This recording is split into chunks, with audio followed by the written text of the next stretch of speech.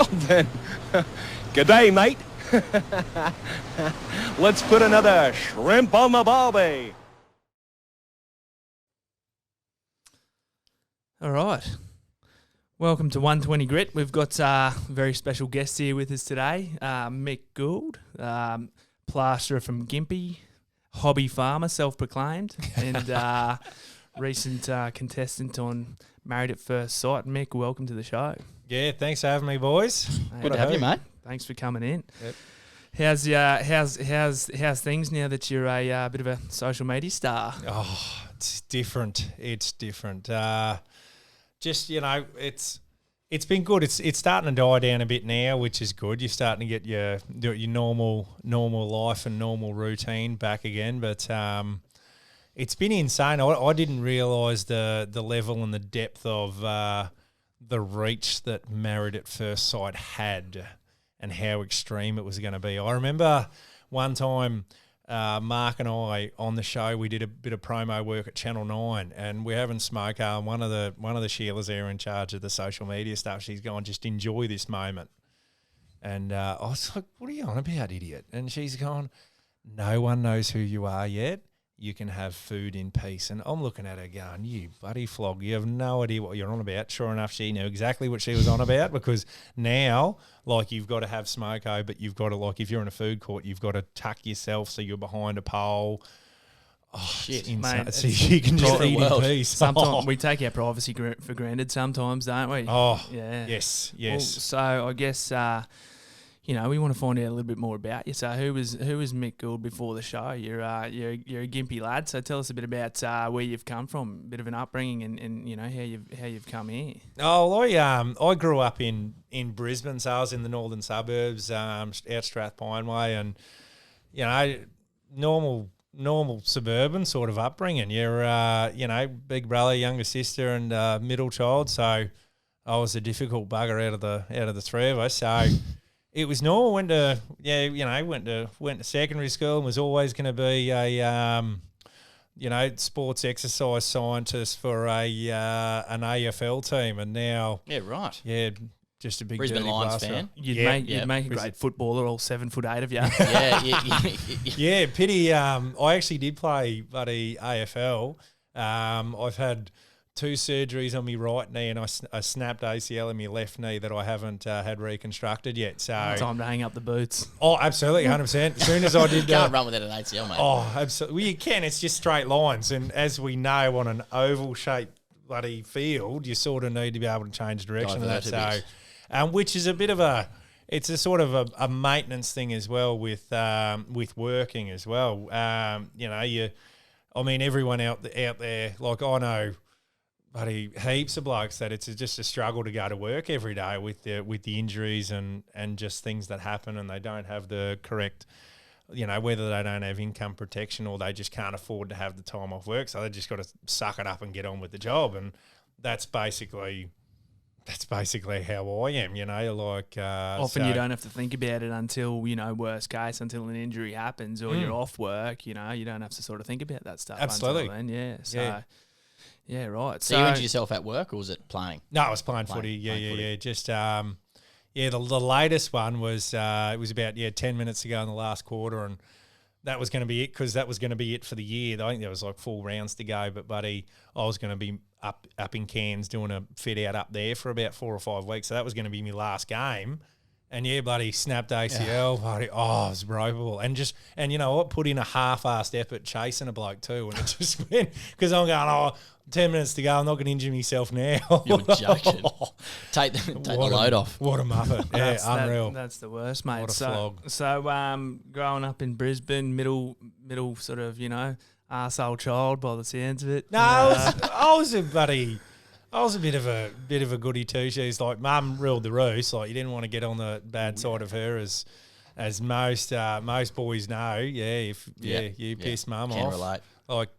Like she's the cooks all the food in the house. Like you don't want to get half portions, especially as a growing lad. Mate, they definitely run the show. That's for sure.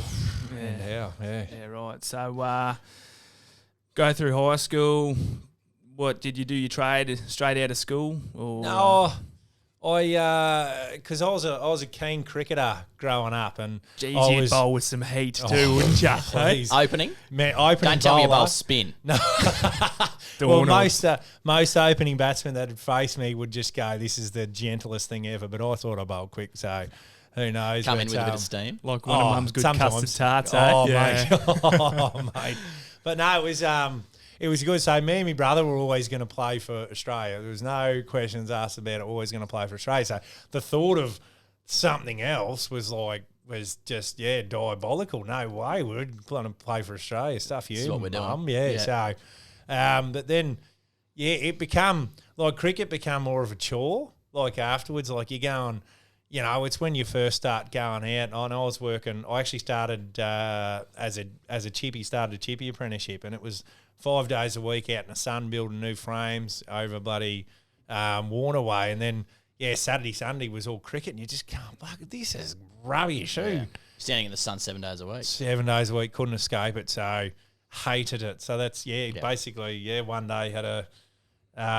Got told I need to take cricket a bit more seriously, and you just can't. Well, I actually play for fun. We're not getting paid yet. Yeah. So that had a big disagreement with a former club captain at my former club, and see you later. Thanks for coming. So that was it. And then Still played former AFL. club. Still former club, and then decided to play AFL and snap both ACLs in both knees. So really good adventure. Right. Bloody hell. Yeah. Right. So you're doing your carpentry apprenticeship. Did you finish your carpentry apprenticeship? No, I did about 6 months of that, and buddy chucked her in and see you later. It was rubbish. Oh, I just hated it. You're outside all the time. Like, I love building things, but it was just there were new stick homes, so a lot of the times the pack had come of prefab frames, so it was like A goes on A, B goes on B, so you're just basically shooting them together and banging them into the ground. Like, that's not bloody building. Yeah. So I suppose we were lucky we didn't have to do that. Well, we didn't do sort of prefab stuff. We kind of did did build unders and stuff. So. Yeah, lots of renos and lots of stick frames, but plenty of time out in the sun and plenty of green termite, treated sawdust in the lungs, sucking them up as you're dropping so. in. Good to see the tan's got you. Yeah, well, mate. truly. Well, I'm just not. I've just never been built for Mate, it. you mate. should have seen him back in the day. He used to come blisters. Sleeves all the way down. As much bloody sunscreen as He he would have can been get like on his Merv body Hughes, and the Merv big Hughes wide coming brim. into bowl. Yeah, Mate, you awesome. have to. But no, I used to have a tan. Well, it wasn't a tan. I was just I'm pink. I'm more of a pink person, know. So I was very red from that Pink sleeve complexion. down and the old little chest there. But no, Dennis Lilly, very good. don't worry. I'm enjoying my time in indoors. So, you're built for the indoors. Yeah, I am. Yeah, I am. And funnily enough, we're also building garments that protect people out in the sun. SPF so, 50, ladies and gentlemen. I think I've landed right where I was supposed to be. 100% cotton too, aren't they? 100%. Yeah, for sure, mate. Nice. Australian cotton. Oh, Nah, well, we're not up to that vertical integration yet. We're working on it. Ooh, I got mates out at Moree that want it. I've just got to get it over there. but we've got to get it from Australia to get it to China to get it back to Australia again. Oh, Jesus, that's a logistical nightmare, isn't it? Mate, it is. It is. Don't we know about it? So through chipping in, and then Yep, and then I remember the last house I did was a plasterer's house in Marumba Downs, and it was this massive big mansion, and I've gone, oh, buddy. And that sort of lingered with me. I was like, oh, there must be some sort of money in it. And then started me plastering apprenticeship, and then, I've got a lawsuit because there's no money in it. It's rubbish. So, no. Well, you wouldn't need to buy any stilts. No, we could reach it off the ground. So it's a big thing as well. Like everyone who approaches me now, like the first thing is, oh, geez, Jess was such and such, and you just go, oh, yeah, cool, you're entitled to your opinion, whatever. And then they go, oh, geez, you're a lot taller than what you think of in the screen. I also and said to you when you walked in the sub, I was like, oh, shit, you're tall. Yeah, 6'5". at least you wouldn't need stilts when you're setting a ceiling, would you? You just walk around, you're good to go, aren't you? Just walk around. All the other midgets have got their stilts on. Step ladders and bloody Yeah, but it's funny. Like my old man would only be about 5'9", 5'10" with his platforms on, and the milkman. Yeah, well, that's it. We're still if you're a milkman in 1986 around Strathpine area, we need to talk to you. Ring up. That's the shout out. Above 7 foot only. So it's but I just tell people that whenever I was naughty, we just got chucked out in the cow shit for a bit. So people believe it too. It's really strange what people believe. So let's. So you started.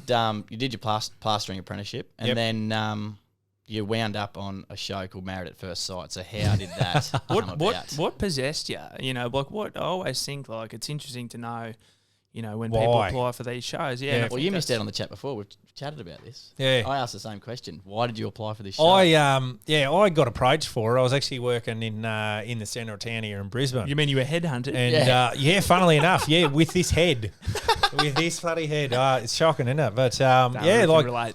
these two Sheilas come up and they were they just gone, oh, you know, buddy, what are you doing here? Blah blah blah, and would you consider doing Married at First Sight? And my first thought was, why would someone do that? That is the dumbest thing ever. And sure enough, who did it? This bloke here. Buddy, So talk us through that process, that application, that whole lead up to it. How's that go? It was because like during it was I tried my hardest. Like everyone, like the couple of boys I work with, I was showing them and telling them how hard I tried not to get on the show by basically refusing to do things and not doing that. That's dumb. That's stupid. I'm not doing that. And they'd actually go, what you basically told them no. And you still got through, and that's when you sort of analyse it now. Once the show's done and dusted, and straight away they've just gone. They just wanted the character. And it was funny. Soon as these two Sheilas, like that, the first night that I was approached to do it, soon as me mate chirped up and said he's from the country and he loves country music, you could see almost a switch go off, and it's like this is the character we need. So they already would have known we need a city bloke to go with, like a country fella to go with. Jess, the city slicker, chick, the Instagram beauty, buddy, They city want the slicker. opposites to attract. 100% for drama. And you're that's sticking all it is. drama. That's the and key it word. just so happened that I was the poor sod that night that got picked up. So And you were sticking with the approach of treat them mean, keep them keen. And, Yeah, and they're bloody, you know. well, not even treat them mean, keep them keen, treat them mean, bugger off. And they just bloody hung around like a bad smell, the buggers. So Well, it was meant to happen. yeah, well, apparently, and then even to the point, like I was just saying before, buddy, we had a thing called the White T-shirt challenge come in, and basically it's men and women give off certain pheromones to attract the opposite sex. Blah blah you blah. know they sell those in servos. Yeah, they in the do. toilets, right? Oh yeah. And not that I'm aware of, but they So the idea was they send you out a white shirt and you wear it to bed.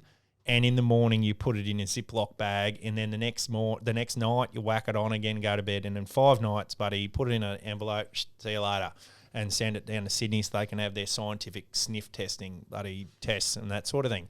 So throughout the whole course of the thing, because I was such a willing participant in all the stuff we were doing, I was like, bugger it, what can I do to stuff with them here? So I actually wore it to drench me sheep. And a couple of my baby lambs, I give them the 5-in-1 injection. So basically, around the stomach region from holding the lambs and it was raining and a bit muddy up there, so just was mud, filth around the white shirt. And I've gone, sweet, what can I do next to stuff with it even more? So I had to hook up my gutters to the water tank.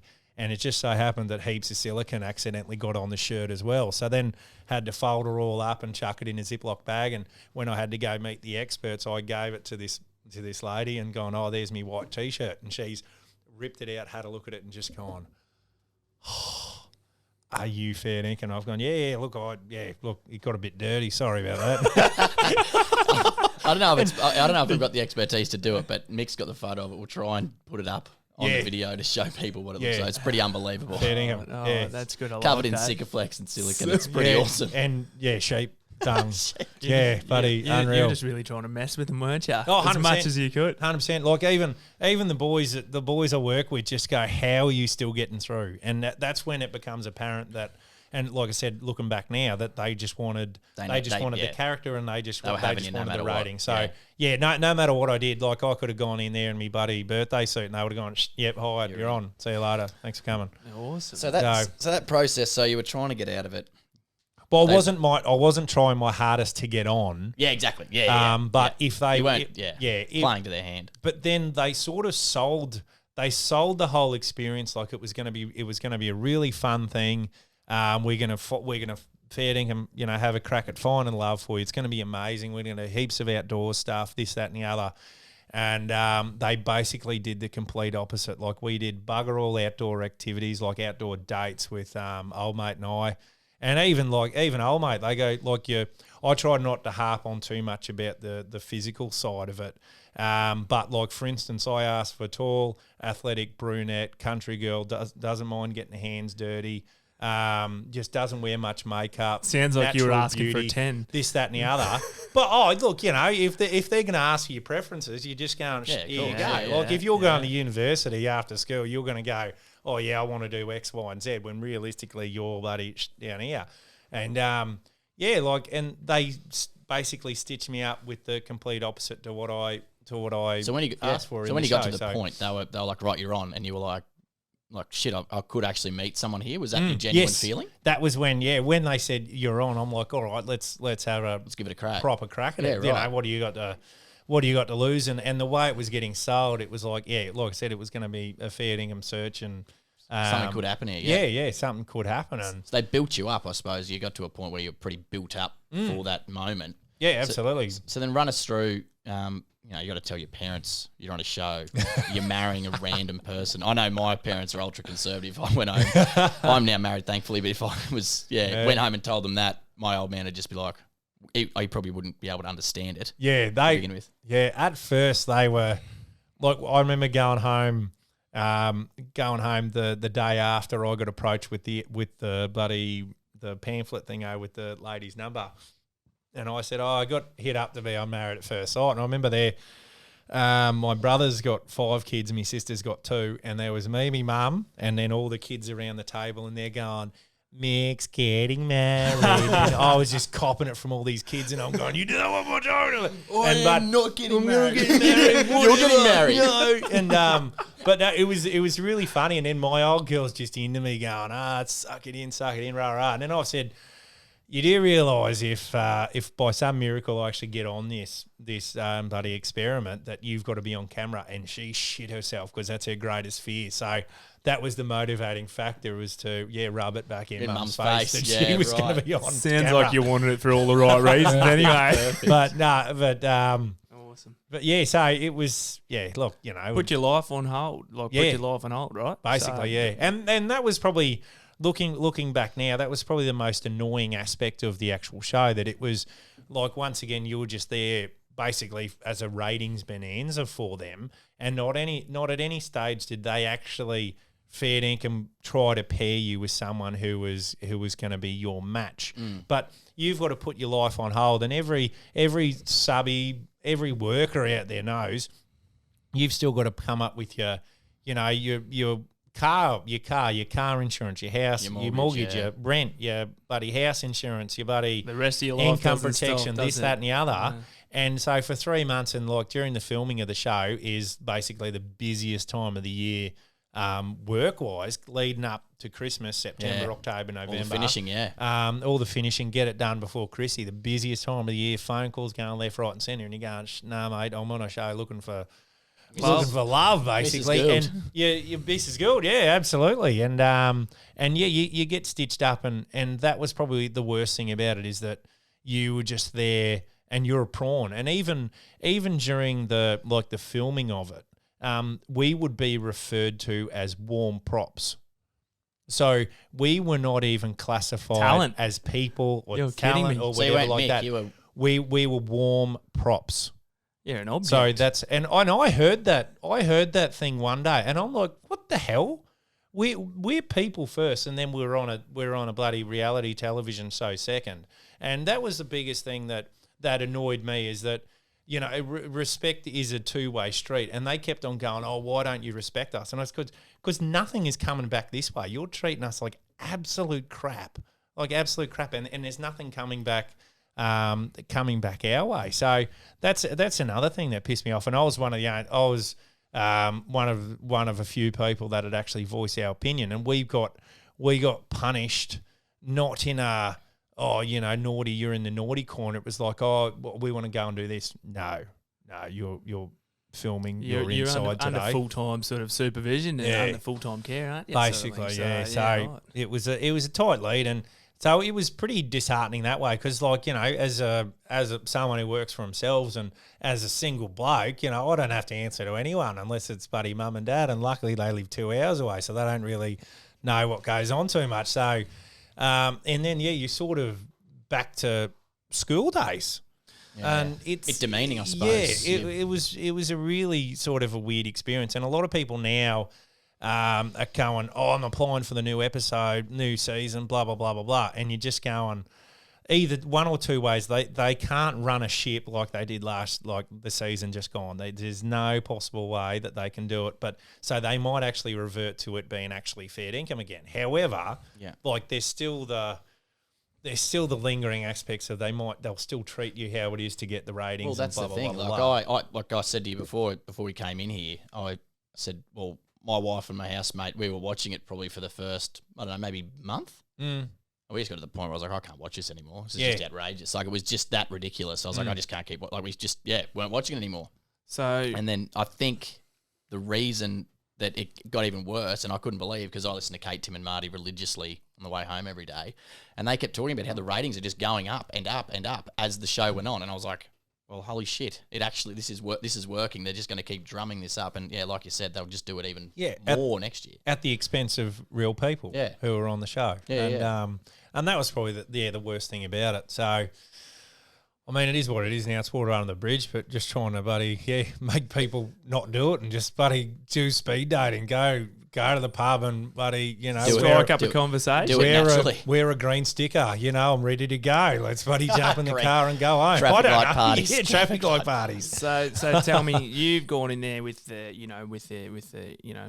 I guess thought that you might actually find love here. This might be what it is all cracked up to be. How about everyone else on the show? What was your perception? Do you think other people there are actually they're going to find love, or do you think it's that they're making the most of their 15 minutes of fame and got ulterior motives? What's the play there? I'd say a few of them were there for ulterior motives, and I'm not going to bloody name names on the show or anything like that. I think a lot of people can see. Based on how people behaved and their Instagram sense to find out who was there fair income and who was there not. But like there were a few that were genuine, and they were the ones who were genuinely hurt by the experience. And then you look at Cam and Jules, who were a shining light, and they've come out buddy at the end in love and all that sort of jazz. Awesome. And I kept on telling Jules, F you, I hate you. And she goes, what? And I go, well, that's what I wanted. Yeah. This is what I wanted, and stuff you because you got it. So it was pure, the jealous side of me got out. Right. So, buggers. So then I guess talk us through the matchup process, because I think, obviously people know what we're about at TradeMutt. We're having conversations about mental health, and, the reality is that relationships and love and heartache that ultimately it fucks with people's emotions. You know what I mean? It does. Absolutely, yeah. So talk us through how that all developed for you. Oh, everyone who watched the show could see how I was in the end of it. Just even with how I dressed. Like, I went to one dinner party with a buddy, long sleeve shirt on, short pants and thongs. I was just shattered. I was like, I'm that far over. Oh, mate, fantastic. When blokes are rocking up in suits and bloody dressed to the nines, like I was a fish out of water there. And that was just a level of how genuinely shattered I was with the whole experience. And I know, everyone out there needs a close support network and that sort of thing. So I actually, buddy, during the course of the show, broke down on the phone a couple of times to friends of mine, and one of them I was talking to, and probably about 3 weeks into it onwards, every time I talk to him, he just goes, "You sound shattered, like you sound like a broken man." And without the whole, if we weren't allowed phones, like heaven knows what would have happened. Because we were quite a number of floors up, and at certain stages, buddy, the pavement looked appealing, to be perfectly honest. That's heavy, and without actually talking, to mates on the show, but like off the show, sorry, like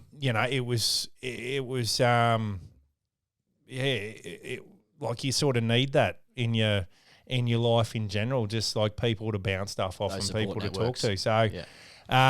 you know, as much and the one thing that really pissed me off, especially, was like Broxy's probably my best mate, and like I was talking to him every couple of days, and basically I had no idea what was going on in his life, because I was like, you know what, you're going to shut up and listen, because this is going to happen. I got the one stage that I call him up and go, oh, so what's going on with you?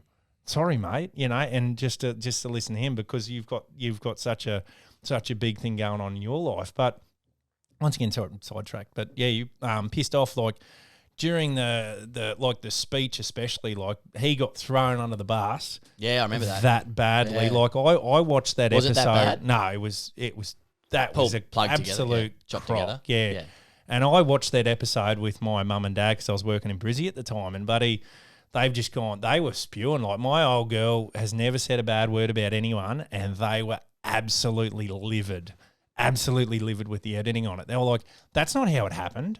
That's not how it happened. Like, it was one of the funniest things. Like, the actual truth to the story is somewhere close to the ground, but Broxy, you know, you never let the truth get in the way of a good yarn. Story. Absolutely. It's like the fishing story. Every time it just gets bigger and bigger and bigger. Yeah. And, like, yeah, so he's gone above me on, and it was bloody hilarious. Like, I remember just afterwards, like, he got back to the table and they cut and edited it to make it look like I was pissed, but I've gone, oh, you idiot.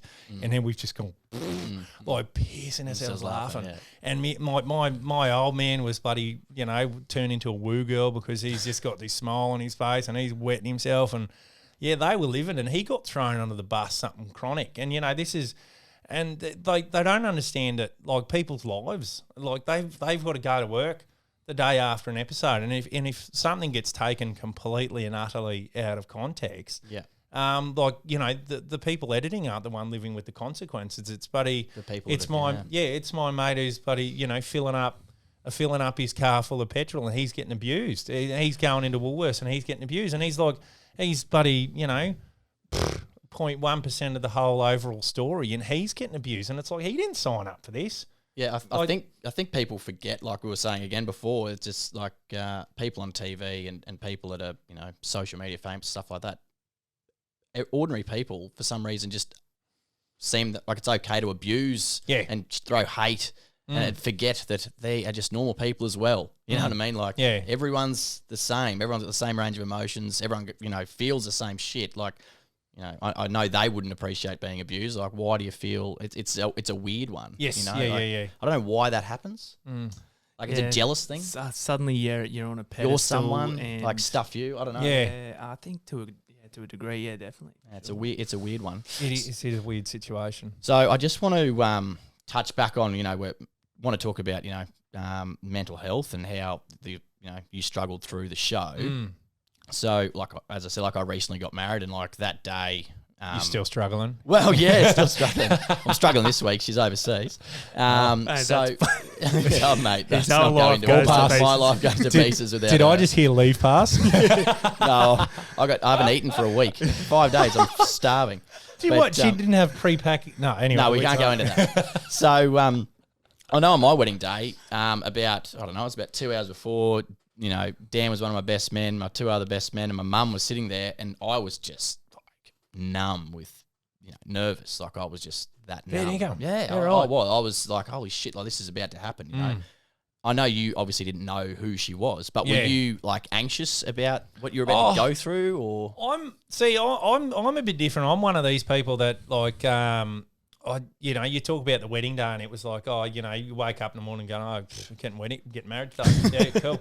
And it's like, and it, like, these sort of things don't occur to me till it's about to happen. Like, I remember, like, we went to the Gold Coast, and buddy had the weekend away there on the show, and old mate and I, Martha and Michael, went on the buddy double date, and we went on the roller coaster, and I can't remember if I've ever been on a roller coaster before, like.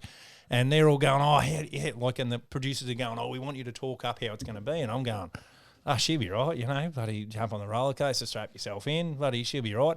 But it wasn't until you got to the top and on the way down, I was shitting myself, absolutely. And I was the first one off, wanted to get far away from that thing as possible. So, you know, you get married. And I remember walking down the aisle, and you're just going, oh shit, this is actually happening, because it was like, it would have been 2.5 months of build up to this particular moment. And I remember sitting there and you turn around and there's everyone and there's half of it. And that's when it's like, oh shit, Yeah. this is actually Pretty happening. daunting. And you're like, wow, I know half of these people. And I've got who no are idea who these? you are. Yeah. And you're, chatting away and you're just going, oh my, what have I done? And there's 30 cameras on you. What? Yeah, and that's it. And you're just going, is she coming? And then they made you turn around and you're waiting for her, and they make you wait for what seems like an eternity, and you just go, she's done the runner. Yeah. So the whole time, and that's what they want. They want to see build you, up yeah. to see you shitting your pants and that Yeah. sort of thing. And Yeah. buddy, unreal. What an experience. Yeah, cool. Bloody hell. Bloody hell. That's, So what has that you done? Is it on marriages? Or, you know? Fool me once. Yes. Fool me twice. Yeah, never again. No. Never say never, but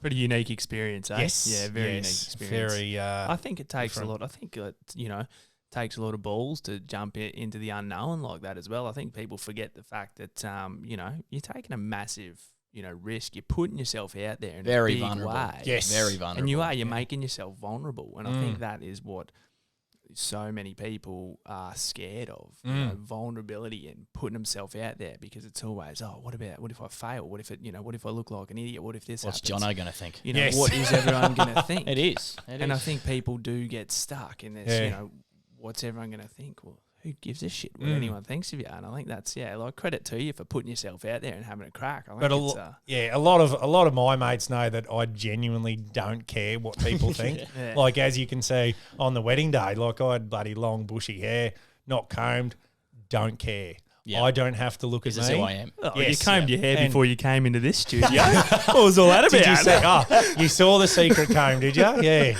stuck in between my middle finger here. No,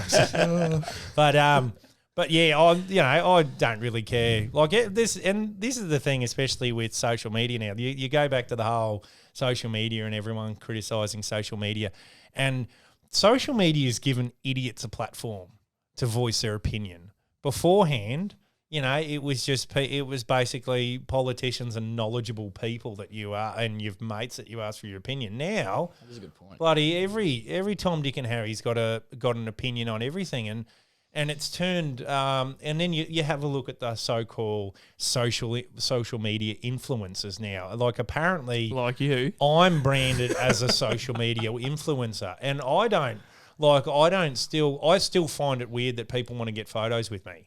Like, it's like, why? I haven't cured cancer. I haven't done anything. I just went on the dumbest television show in Australia and genuinely thought I could find love when it was bloody anything but. So, like, you have a look at it like that, and like, people you should be getting photos with are your bloody, your emergency services people that come into your Woolworths and that to get groceries and stuff. You should be going, you photo here now, not me. What have I achieved? Well, I think, mate, you probably forget the fact that, people have enjoyed, you're lovable, arrogant. People fell in love with you on the show, people fell in love with your personality. And when people see you out in public, you bring them a bit of happiness, you know what I mean? Take a photo with them, you make them happy. Like, it's a good thing, You Never knock back a photo with people. Yeah. Bloody hell. Yeah. Oh, But that's cool. another thing I want to touch on. So going into the show, like you said, they built it up to be something that it wasn't. And then, you said you struggled through those times, and then you've come out the other side, and there's a post-production point where you've just been through something that's massive, and like you were saying before, you can't actually tell anyone about it. So how did you manage manage that? It was really weird because, it would have been early December that the filming finished for me, and it's basically like, all right, you're off the show. So, And it was a 2.5 month process, or 2 month filming? Yeah, roughly 2.5, 3 months, That's a roughly, long, That's a long time. That's a long time, and it basically consumes your life. And like, we were sort of catching up. You weren't supposed to, but we were sort of catching up once again for your own sanity. you were catching up with people who were like, "Oh, meet us at the spot," which is underneath the Harbour Bridge, in bloody 15 minutes or half an hour, so you could go out at different times, so they wouldn't know. So without, I know Mike and Mark especially on the show, we'd have catch ups, and you'd just be like, and blurt it all out, because you had to, because you couldn't talk to old mate about it, because buddy, she makes as much sense as a Chinese menu, and so it was so you sort of had to, sneak off camera illegally when you weren't supposed to, and basically blurt it all out, and then you'd basically go, "Thank you so much," and hug a bloke that you've only known a couple of weeks, and go, "That was awesome. Cheers. Let's do it again tomorrow." So without that little break, like, sanity was out the window. It was just completely utter rubbish. So you sort of, I know from that point of view, sneaking around off camera, we sort of had to do it for your own mental health. And I know a few people like sort of found out later on that we were sort of sneaking out and catching up and that sort of thing, and they're like, that's great, that's awesome. Like, I think they'd expect wish I would have done it. Right? Oh no, Oh, yeah, I don't know. I don't know if they knew and they were like, but we thought we were pretty sneaky, so that's all that matters at the end of the day. So you had your people to vent to, and you had your mates to vent to. Did you see other people struggling on the show? Did you see other people struggling with the way it was all going down and sort of, coming unstuck a bit, or? Oh, yes and no. I reckon a lot of people put on a brave face come the dinner parties and stuff, because that was the time you got to see everyone. But I know a lot of people have struggled since with the adjustment, and they've had no help at all. And it's funny, like during the show we had access to a therapist, and it wasn't. One of the girls actually went to her and had a chinwag one day, and buddy, I said to her, "What's it like?" Because I'd never been to a therapist, been brought. I wouldn't say brought up, but in the environment, it's like, going and seeking therapy for mental health is sort of frowned upon, which is just a product of your environment. So to go to someone, you're just going, I asked her and she goes, "Oh, it's like she's just digging for stuff that she's going to tell the producers." Oh, you're kidding. And that's what she said. And I've gone, "Oh, buddy, I'm not talking to her now." Like, credit to the therapist lady. Like, I actually spoke to her since the show. I spoke to her once, and it was a really, really good thing. You got to talk about it, and she actually, funnily enough, she actually talked the show down and said she's actually quite embarrassed with how things happen and how her name is now associated. Is it with one of the three panel? No, completely an independent thingo. She's got her own thingo, but she was saying, yeah. And once you talk about branding, and now her basically image. Brand, image is broadcasted with, you were the therapist on Married at First Sight. So she's actually like disenchanted with the whole franchise because it's bought. Because she said no one's got anything positive to say about the show afterwards. I think it's interesting because like you're on a show and you're getting marriage counselling on a show, but then at the same time, independently, you're struggling with yourself, not just your relationship. Yeah. So it's a really weird mix because, I've said numerous times before, my wife and I got married, we went to marriage counselling. Oh, and pre-marriage counselling. Swap seats. Yeah, no. But it was like, and it wasn't that we were having trouble. Yeah. It was that we wanted to learn more about each other, and you can't really do it unless someone can pick out what what sparks a fight or something like that. I learned heaps. Like we went 12 sessions or something, and I remember telling Dan, he's like, "What do you mean? What are you doing that for?" It was fantastic. All that means now is he knows what he's going to push her button. So I know exactly how to get under her skin. Yeah. So to get her to leave the room so you can be there watching the footy and go, exactly. When's dinner going to be ready? But the thing is, it's sort of like, do you think it's having a negative impact on what people perceive therapy or couples therapy to be when people watch that show? That it's like, it doesn't look like they're getting anything out of that, and they're just like, 100%. Do you think it's a negative? 100%. I look at it now and go, if you're like, let's say, 12 months time, you're having bloody bit of Barney's with your missus, and you're going, there's the three experts that were formerly on Married at First Sight or Joe Blow down the road. You're going to go to Joe Blow down the road, aren't you? Because you're not going to go to these three so-called experts because they didn't do anything on the show. And one of the things that annoyed me, I got I got bloody hauled through the coals for calling old mate's family, and I used the C word, which I shouldn't have done, buddy. But whatever, heat of the battle, whatever. Mm-hmm. And but yet I got dragged through the coals for saying that. But yet not at any stage did the experts say, oh, yeah, by the way, Mick, she's cheating on you with Dan, and she also hit up bloody that other bloke as well. Oh, yeah, what was his name? Nick. Yeah, Nick. the 2/3. I called him 2/3 because he's got the bloody haircut. Anyway, bloody sharp haircut, that one, wasn't it? I wouldn't call it sharp. I'd call it a bit. Yeah. Anyway, How's your father? yeah, it's a lot. And how's your father? Just him as a character, but anyway, I don't like the bloke. Wouldn't trust him with me dog, let alone anything else. But so when you're in a situation there and there's a therapist, do you know, was she a counsellor or a psychologist? Do you know? It's a psychologist, yeah. Yeah, cool. So when you're in a situation there and you're provided with a resource who, should be there to bounce stuff off and, talk openly with, but you don't trust their motives, yes, or the reasons why they're there, and are the producers just looking for more info. Ammo. So it's another avenue that they bloody put their hand up and say, oh, you've got access to this, but it was like they were digging for stuff, and that's what the girl said, and I was like, oh, nobody talking to her. I trust the other blokes on the show more than more than this bloody random chick that calls herself therapist. I think that's an interesting point, mate, because I think when it comes to help seeking behaviour and blokes putting their hand up and wanting to go to talk to a professional, who do they go and talk to? How do you just go and talk to a random that you don't know? Yes, can you trust them? Like what, all of that sort of stuff. I think a lot of people struggle with. Yes. So yeah, that's not really, a great setting for for you guys to be set up to be looked after with someone that you may not trust. Absolutely, and you look at blokes in general have, I don't know what it is, buddy, genetics or whatnot, but blokes in general have trouble opening up and saying, I have a problem, buddy, X, Y, Z.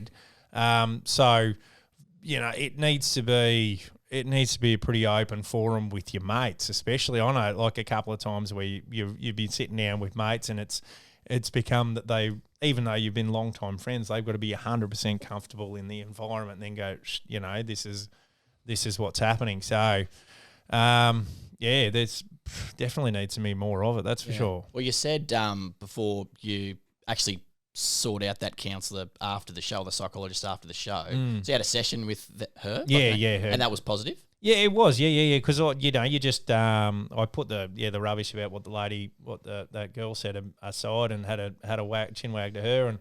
And because, it was about a week after the show, I was really, really angry, coming to terms with the fact that, and that was when it all pretty well, hit the nail on the head, final nail in the coffin, that I was off the show, and that it was just 100% just a ratings gig. Because you've been taken for a ride. Yeah, didn't take it for a ride. The last 4 weeks on the show that you were by yourself in a small, tiny little unit, weren't allowed to do anything, weren't allowed to catch up with anyone, blah, blah, blah.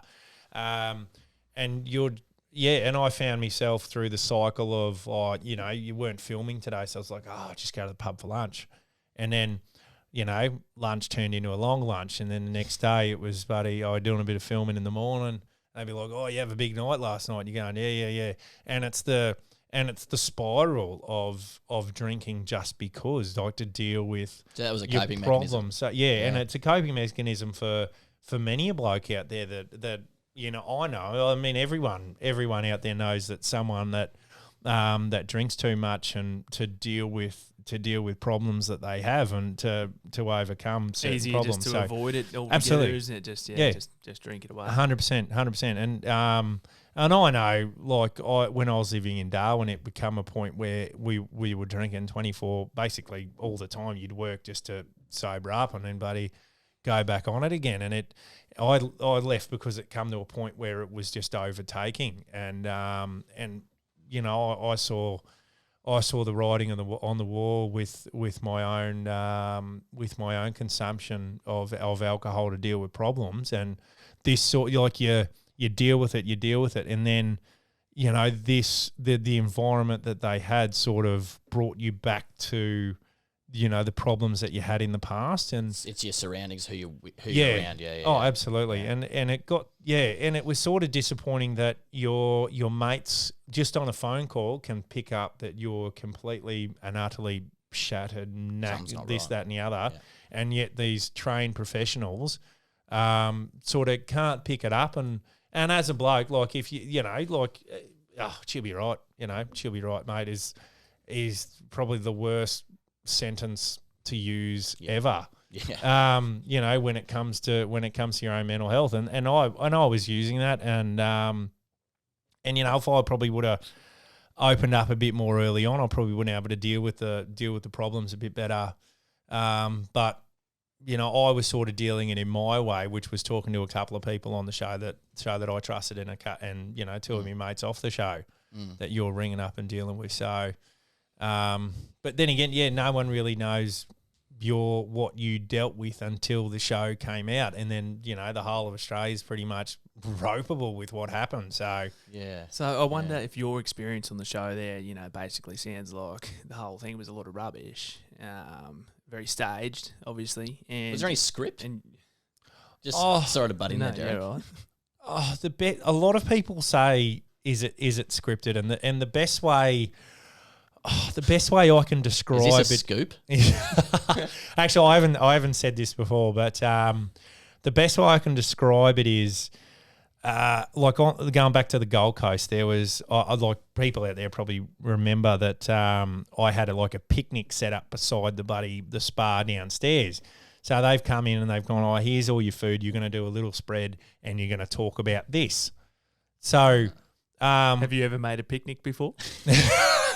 yes, I have actually. Usually, though, there's a fire involved at my place, couple of logs and that sort of jazz. And the dogs come in and raid your food, and you got to fight for the bug of it. You're down there, buddy. Yeah, so old mate come in and you're going, oh, we got this romantic, buddy, blah blah blah. And you're sitting there chin wagging, and basically they're with a cattle, they don't have a cattle prod, but buddy, they basically have a cattle prod, and you're going, oh, feelings. Geez, the weather's nice. And they go, don't waste our time. Not to talk about the weather. Back to buddy talking feelings. And you just go, oh, right, yeah. And then feelings. Oh, did you see the mullet jump out of the water? And then the cattle prod comes out again. And that's the best way I can describe it. Is that it's. So is that a natural sort of, are you comfortable talking about feelings like that much as they need you to? Oh, no way. No, any bloke out there that says yes, you're a bloody idiot. So you are. Not at all. So you're forcing it. 100%. You're performing. How do you feel about that? It's weird. It's weird. Like every time you're on camera, you're doing something, it's basically you're talking about feelings. How do you feel at this certain time? How do you feel at this certain time? You're like, there's a classic story about this. I was telling a bloke a similar sort of yarn the other day, and he was saying that he knows a bloke out bush, sort of out Roma way, and buddy, he just goes, oh, the missus was at the pub and goes, oh, buddy, he just hasn't said he loves me in about 30 years. And the bloke's gone, well, it's because nothing's changed. Do you remember in the wedding vows, I love ya, and if something changes, I'll let you know. Nothing's bloody changed. Is that the most romantic story you've ever heard? That is that's classic, isn't it? That's unbelievable. Yeah, but as he said, he remembers the vows, and if something changes, I'll let you know. Sickness and in health. I think Dan remembers my vows better than I remember my own vows. Yeah, because Ed said, he's got a massive mouth on him. He says, I promise to always listen first and talk second. And I said in my speech, mate, I will hold you to that because you do not have the capacity to listen and then talk. It's like the roadrunner with his mouth, eh? Every time my wife comes in here, Dan always asks, that's the first question he asks. They always have, they'll have a little bloody, lover's tiff. Your lover's tiff. And like, listen first, talk second, Ed. And that's me poking the bear. It's me accountable. Yeah. Is it still the honeymoon stage, though, just from an outside looking in? Mate, I think married life has really changed him. I noticed he's got a certain glow about him. I just didn't realise. Yeah, well, it's a special time. It is. We haven't been on the honeymoon honeymoon yet. Haven't been on the honeymoon yet. Really? Why not? We're going at the end of the month. Where are you going? Italy and Greece. We're going. We're going on tour. Bloody oath. I'd love to. I've got to stay here and run the business. Someone's got to me in the ship, eh? Yeah, bloody oath. So, just a little bit more on the show. So, I just wanted to, like, you sought out a counsellor, a psychologist after the show, and like you said, it was a positive experience. Would you, like, for our listeners out there, because like we're trying to get people to understand that early intervention is the key, and you've talked about absolutely, drinking and not knowing, and like that being a coping mechanism, and you not knowing because that was what you were doing. Yep. So, like, would you, like, your advice for people, like, would you say go out and see someone earlier? Yes. And absolutely. make that appointment? Absolutely. I just wish I hadn't have listened to old mate who said it was they were hunting for the producers, and I wish I would have probably spoken to the lady and actually gone out and investigated for myself what the go was. So that might have saved a bit of mental grief on my behalf, but that was probably listening to someone who I don't want to say this said person's name. But yeah, she wasn't very trustworthy on the particular show itself as well either. So I probably should have taken heed to that and not listened to said person. So I guess by the sounds of it, you've also got a really solid friendship circle and good support, good mates. It sounds like you've got a strong, tight family, and so I guess maybe in your case, there's probably your go-to. Primarily than maybe seeking out a random. Absolutely. Which I think is important as well. It's still good. It's like anything, you look. I know even doing any job, you bounce ideas off people. Oh, how do we build this? How do we build that? Ben, like I do bank fit outs and shop fit outs and that sort of thing. And sometimes you're just going, how the hell? We're gonna do this. And two heads are better than one. Bounce ideas off each other. So sometimes it's best off to go see that random person to definitely to have a chin wag with. So for sure. And so and the women on the show, like your ex missus on the show, nuts. But I see news articles and stuff like that. It's always coming up in Facebook feeds, and it, like, I look at it and I'm just like she looks sort of like she's trying to get people to accept her for something that she's not. Yeah. Like you can see she had a lot of cosmetic surgery, and she's really running that skimpy stuff on Instagram and looking for sort of instant gratification from a group of people that don't know who she is. Yes. Yeah. So do you think like she's probably struggling in her own world? Oh, she might be, but without focusing too much on her, it was. I'm a very newbie when it comes to Instagram. I only got it a couple of weeks before the show just to see what it's all about and that sort of thing. And next minute, 170,000 followers. Oh, unreal.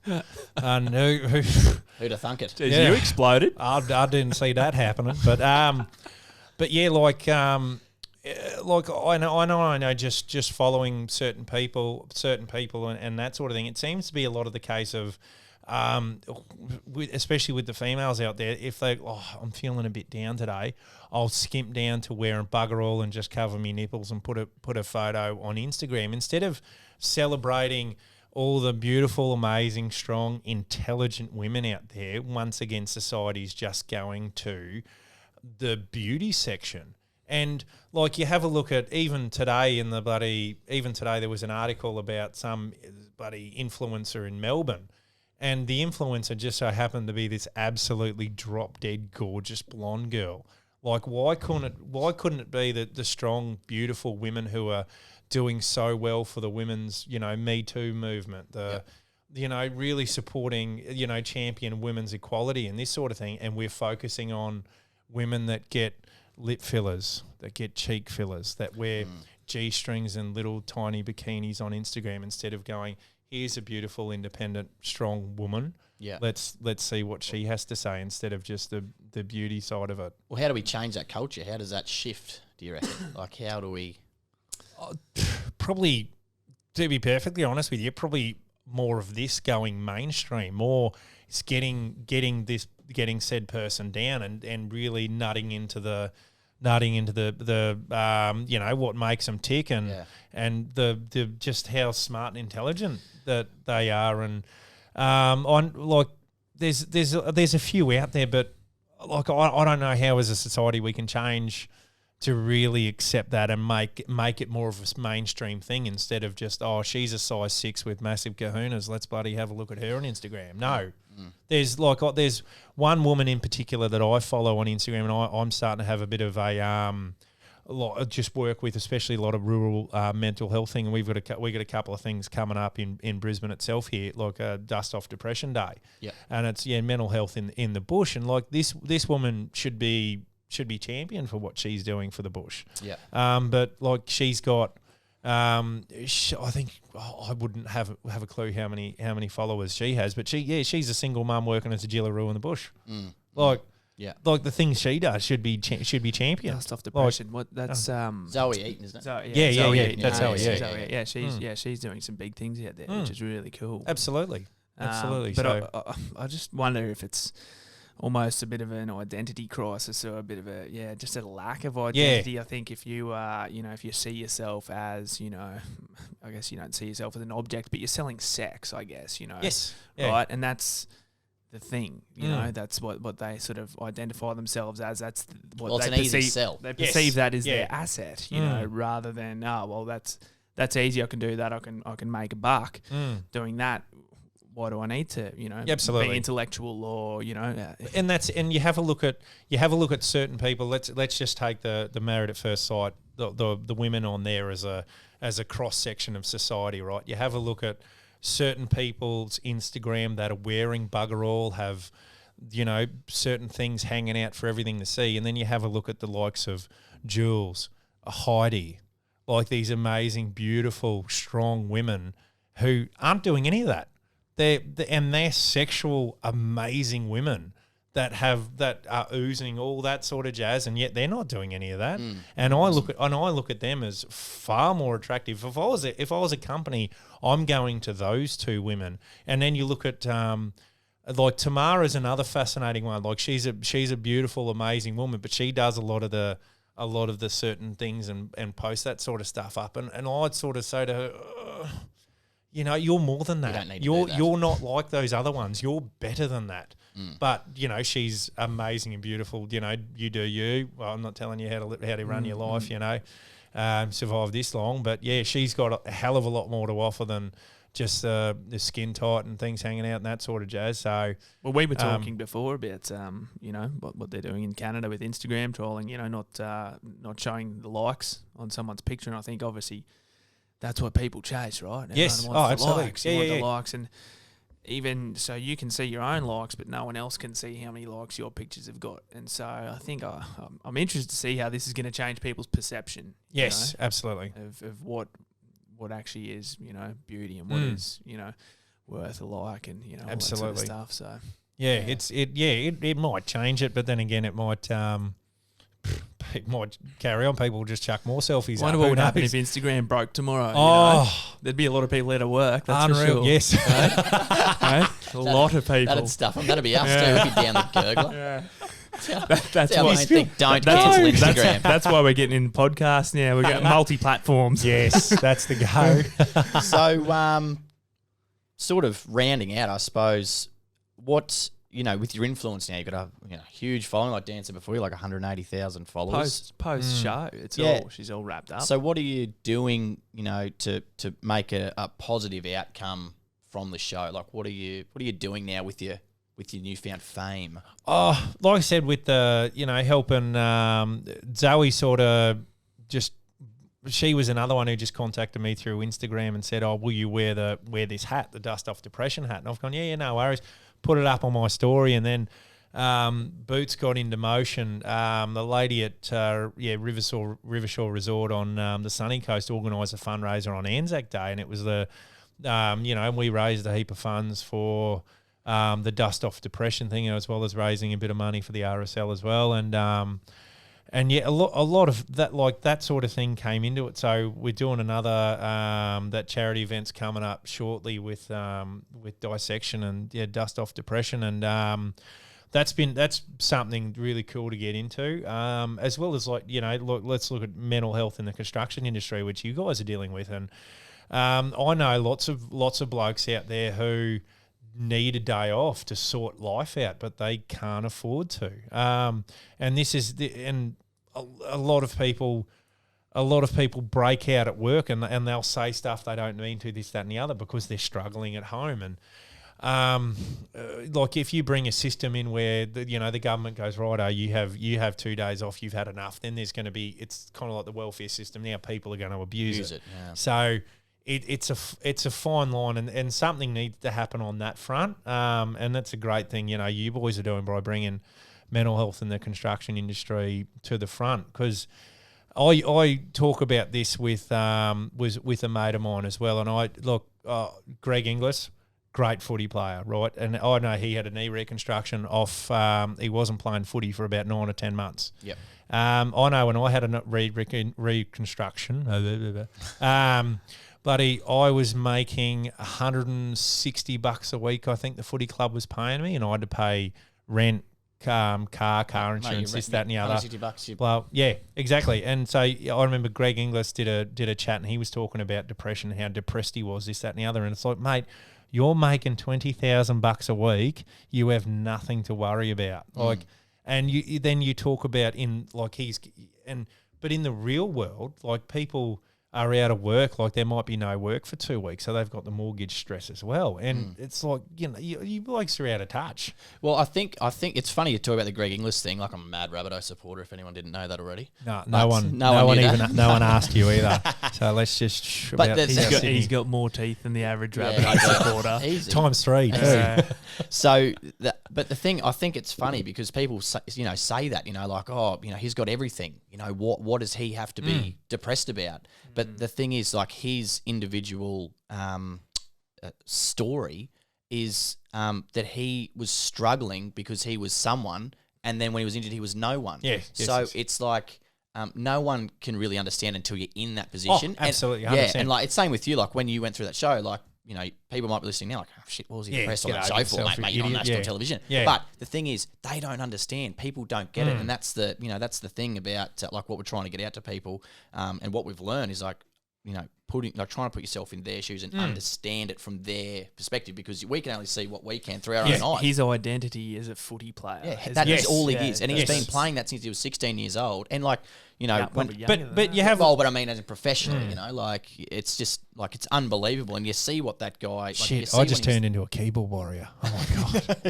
No, but you see, where did that keyboard come from? I bought it myself. Remember the email you sent? Bring your own keyboard. Yeah. Can you put the keyboard back with your comb, please?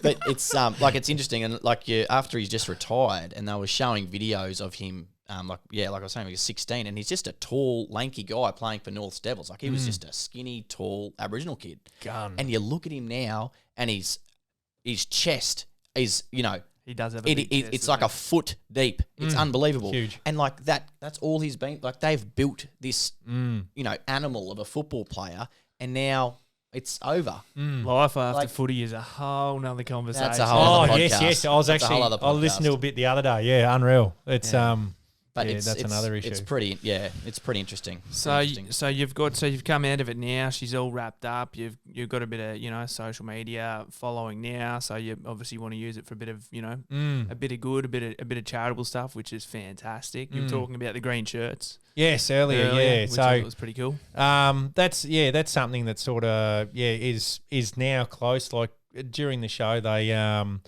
right at the start of the show, they sort of pinned me as the farmer on the show. And I remember the conversation. I said, by the way, I'm going to nip this in the bud early. Not a farmer, not a farmer's arsehole. If you put me as a farmer, that's an embarrassment to every man, woman and child that actually works the land. Because I grew up in northern Brisbane, like your 600 square block, you buddy go down to the park and that sort of jazz. I had no idea about animals. Even when I bought my place, like I got sheep and just like, all right, time to learn everything there is about sheep, and and now I think I'm pretty knowledgeable on the thing. But then they pin me as the farmer. So a lot of people you'd run into, they go, oh look, I remember going out at I was out at Gundawindi the other weekend. The buddy bloke who works for Landmark, he's the livestock agent out there, and he's gone, Mick, here you go, and I've gone, woo.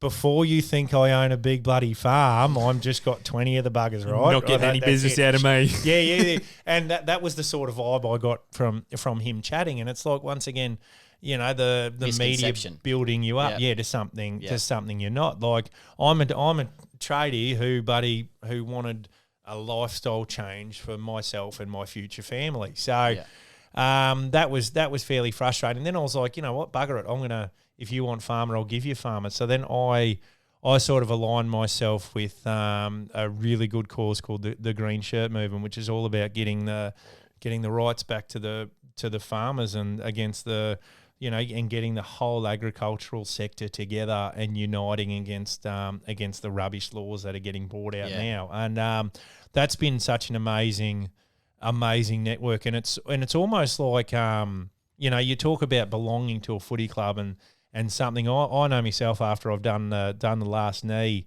not playing footy again, and it's like there's all my hobbies gone. Like I can't sense of community. I can't play sport again. It's like what am I going to do? Like and there's a lot of talk about blokes in their 30s, especially finding it hard to meet new friends and this, that, and the other. And I know for me it was a bit of a struggle when I got back to Darwin as to meet new people and that sort of a jazz. So. And I found myself through the green shirts is just such a great community to be a part of, and knowing you're actually doing something That's really awesome, good. And like I said, I'm not a farmer at all. However, you know, when the new vegetation laws do come in, that they're bringing in, I won't be able to clear any more of my land, and that's basically my vision for my land gone out the window.